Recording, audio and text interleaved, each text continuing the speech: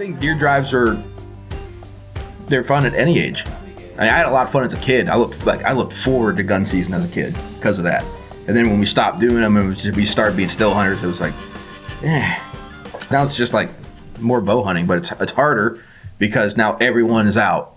So like in our place, like, man, if you don't kill a deer the first day, you're in for a long ride. Yeah, especially with the pressure from gun season. And like we're not hunting big blocks either. Like most of the blocks of property where we live are 10 to 20 acres. Yeah. Oh, that's actually a good question. Are you guys coordinating with your neighbors on the deer drives? Well, we used to push out because like where we hunt, like my dad's place is here. We have permission on this neighbor and then this neighbor, which is also where Nick hunts. And that runs us all the way out to the other road. Okay. So like sometimes we'll push that out when we used to gun hunt a lot over there. And we would always let the neighbor know, like, hey, we're going to push that out at like noon. Yeah. Or like 3 o'clock. Usually wait until Sunday. So you are telling them. Yeah. But before, when we were hunting the gravel pits, they were so big, man, there were no neighbors. Yeah. I mean, you had 700 acres to play with 8, 9 guys. You usually hunt for the first hour and a half, 2 hours in the morning, still hunt somewhere, and then it was like, okay, let's start. Nobody got anything, all right, let's start moving them around a little bit. So something that we learned with the property that we hunt here close to the house, where you and I met and went to school and stuff, was that we would, like the moment season opened, we would jump into the woods. So would everybody else, and we were hunting a small section to where I think we only had 5 acres of actual woods. The rest was really nice. It was laid out with a bunch of CRP on some sides and then some ag on the north side. But once we got in there, we were pushing deer around with ground scent. We were pushing deer around because, well, at that point we were teenagers, not the greatest hunters. So what we started, more harm than good. You were just anxious to be there. So what we started doing a couple of years ago was exactly like that's what we learned, is that we were doing a lot more harm than good. We would not touch that property until that last week of October or going into November. Yeah. And then once we started doing that, when everybody else around us was still tossing out their bait piles, they were all out there pressuring the deer, we wouldn't. Mm-hmm. So that was always a fresh property, and it sucked because you're like, I want to get in there, I know there's good deer in here, I want to hunt this property. But knowing that this has worked year after year after year, it's hard to mess with success. Yeah. So we never do a deer drive on that property because we can't. Right. It's just too small. But that's the same thing. Like we kind of coordinated with our neighbors without telling them, like, okay, we're going to stay out of here. You're going to do what you're going to do, but it's going to help us out. Right. And that's one thing we've learned too, is like for the longest time we thought like we got to hunt. If you want to kill deer, you got to be in the woods. Yeah. So we would hunt 5, 6, at least 4 evenings throughout the week, and then morning, evening on the weekends. Yeah. And like, man, I made 50 sets last year. I seen 15 deer. And then you were over hunting. And then we kind of took a step back and we kind of realized, okay, like, hey, bow season's a marathon. Yeah. You don't have to rush. You just have to get to the finish. So I think last year I hunted 19 times out of the course of 5 months, something like that. Yeah. And encounters wise, and like to me, an encounter is I can tell what that deer is without putting any sort of glass on it. I can tell it's a buck. I can tell it's a doe. Yeah. I had, I want to say, right around 50 encounters in 19 sets. That's pretty good. Yeah. I mean, to me, that's a good year.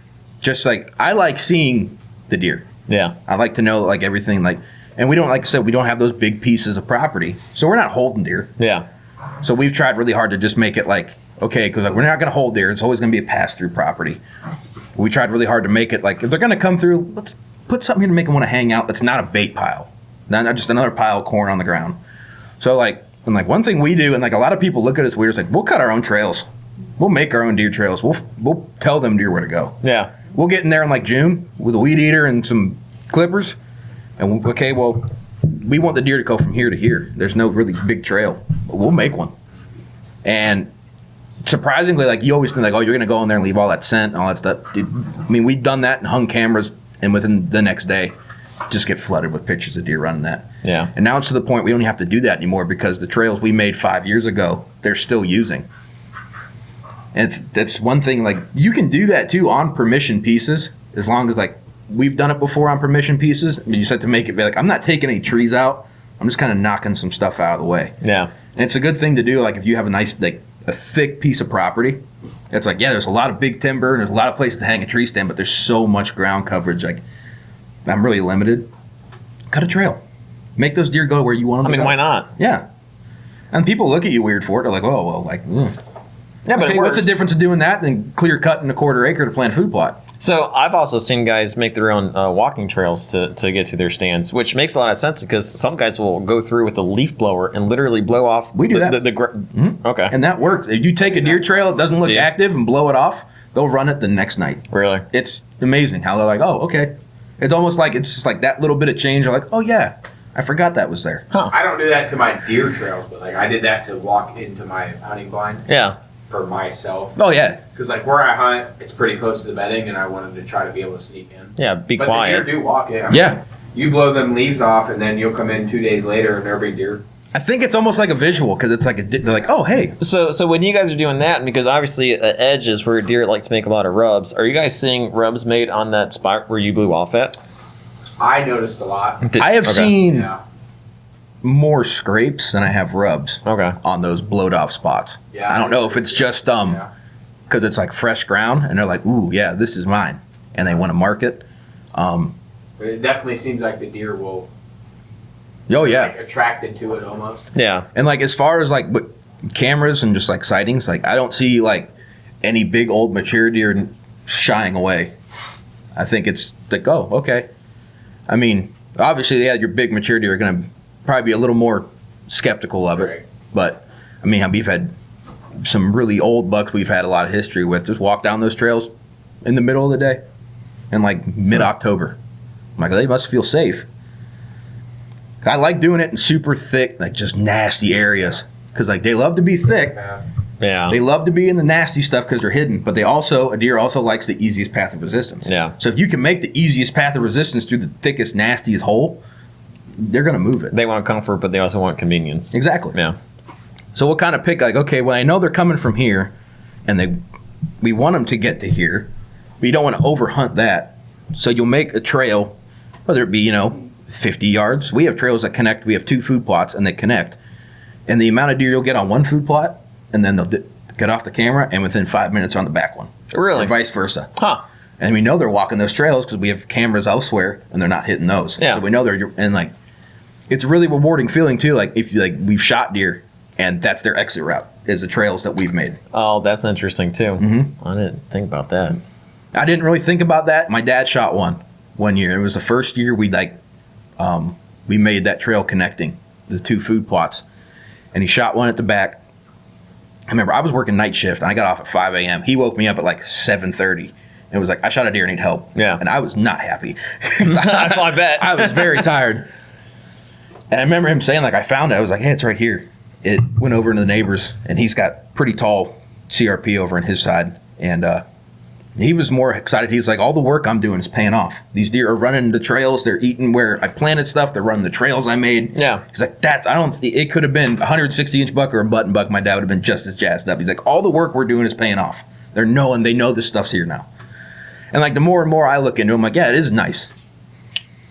It is. Because it's very rewarding because like we put a lot of work in, a lot of time in to try to make things better for them, and then they actually use it, and they consistently use it year after year. So are you guys going to keep doing it that way then? We're at the point now to where like as far as like making trails, we really don't have to. Yeah. Every now and then we'll go in through and just kind of clear them up a little bit. If they get if they get the leaves get on them, that'll blow them off. But it's a good system, so you guys probably aren't going to change it. Yeah, and we've minimalized how many stands we have. Yeah. We don't hunt saddles or hang-ons. We're still old school. We hunt ladders. Yeah. And there was times we had like 8 stands in the woods. And it was like, dude, there's 2 of us hunting. On a smaller We can't- property, too. yeah. Yeah.